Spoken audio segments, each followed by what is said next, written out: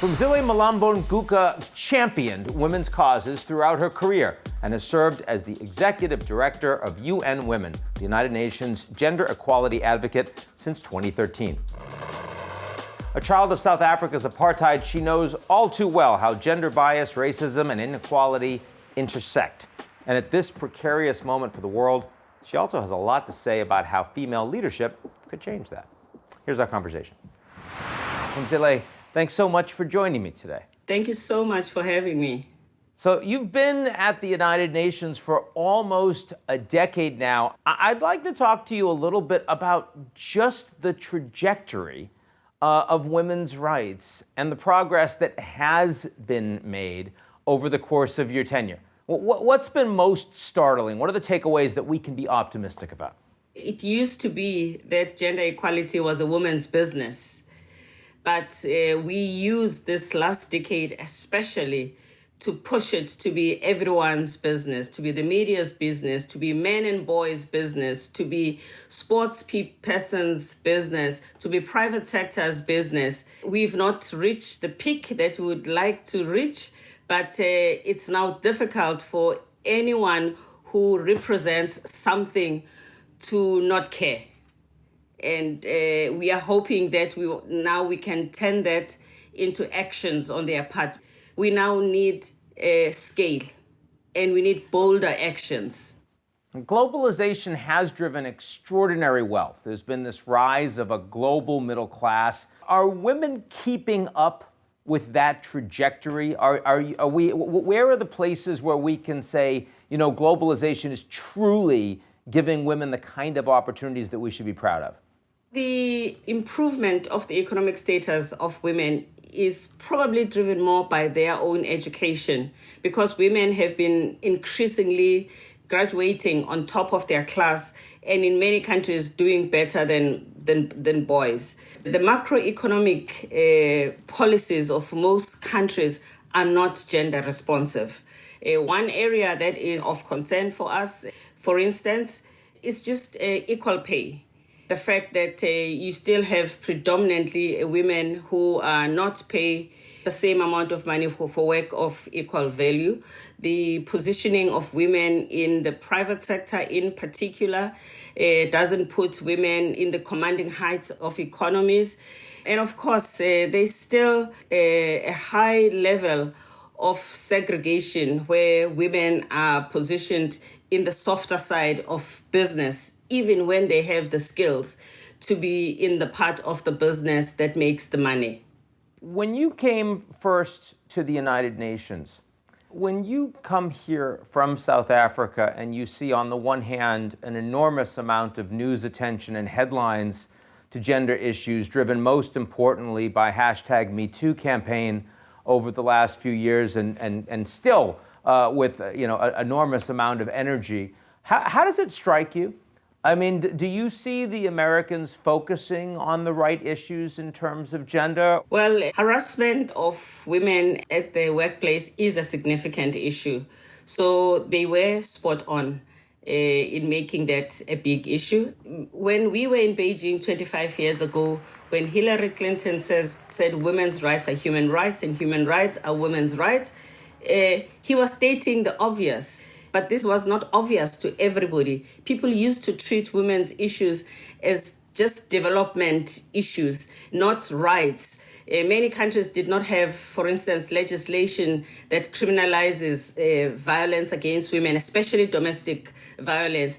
And the denial of opportunities to women was not seen as a violation of human rights. That statement was reminding everybody that this is the case. And in the last 20 years, we have seen the women's movement making that case over and over again.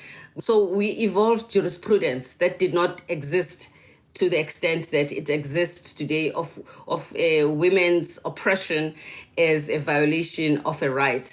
But we have not reached a point where there is a correlation between ending violation in law, realizing those rights, and then having the means in terms of programs and initiatives that then advance women economically and otherwise. So we still have all of those issues needing to be pushed forward together. And, when you say women's rights are human rights, we also know that the agenda, the global agenda for human rights is not where we want it to be right now. There's a lot of hypocrisy coming from my own country. There's a lot of whitewashing being done by countries with a horrible human rights records. What is irritating you the most right now?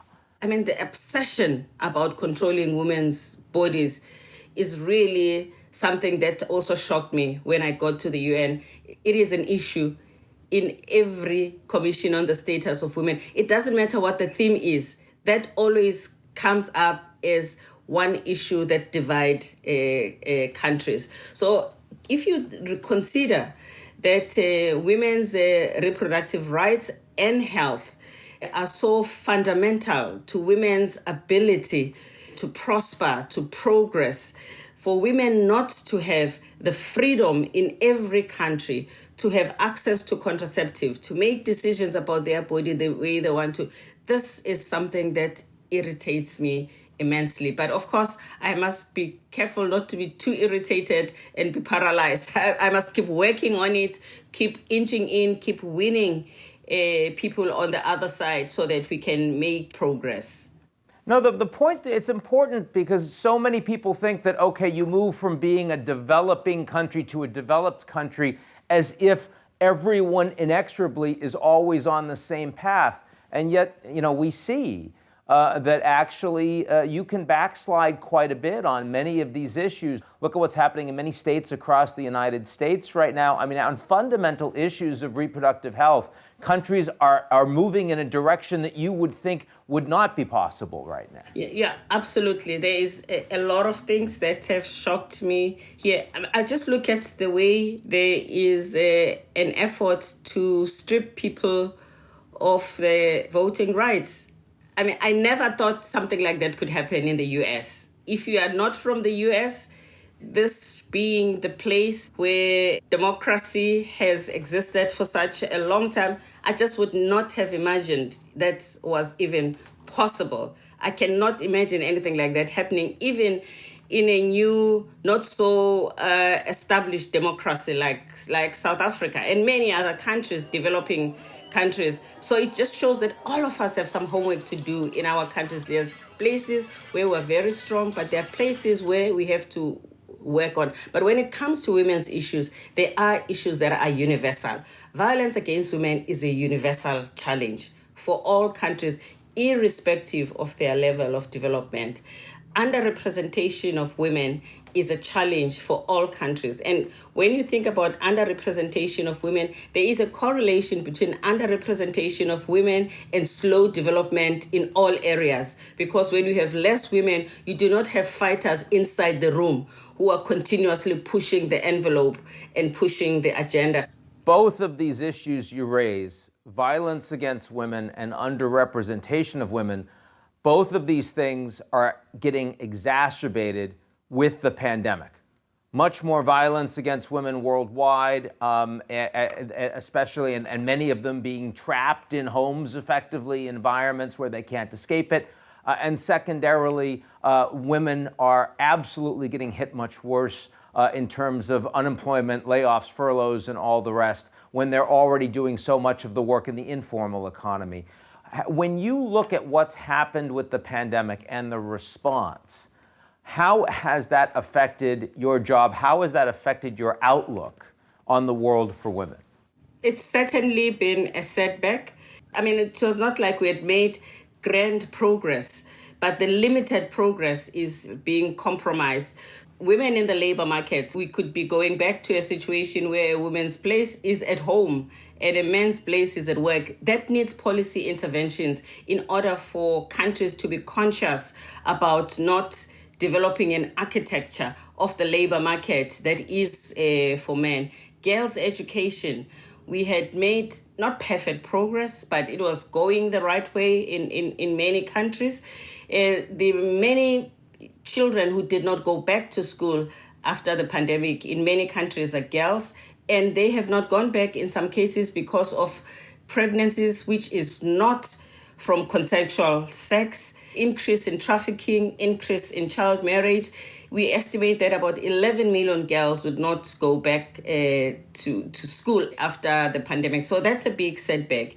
And of course, when we think about women and work, women have lost jobs in such large numbers because they were in the value chain of work in those levels where jobs are not secured, they don't have benefits, they are easy to lay off, they don't have savings if they are in the informal sector to maintain themselves so that they can go back to pre-pandemic economic activity. And part of what is missing there is decent work. If women were mostly in decent work, they would stand a chance of surviving the pandemic. And when we look at fiscal stimulus, we want to see the correlation between how the package has been put together and the response to these issues that are affecting women directly.